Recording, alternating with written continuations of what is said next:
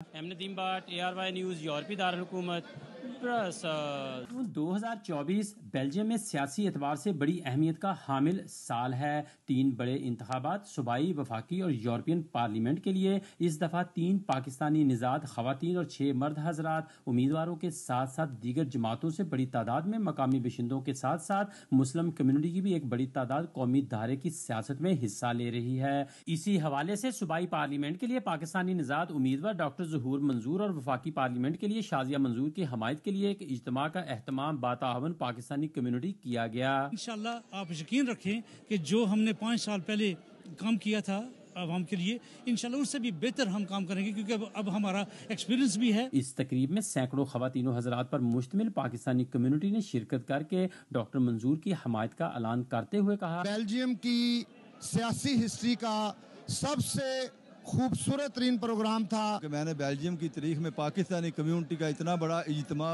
آج تک نہیں دیکھا۔ میرا خیال ہے کہ ہمیں ایک ایسا شخص چاہیے جو ہماری بہتر طریقے سے پارلیمنٹ میں رہنمائی کر سکے۔ اس انتخابی مہم میں ڈیفی پارٹی کے صدر فرانسوا کے ہمراہ پارٹی کی اعلیٰ قیادت نے بھی شرکت کی اور شرکاء کو اپنی پارٹی کے منشور سے بھی آگاہ کیا۔ ندیم بٹ ARY نیوز یورپی دارالحکومت برسلز۔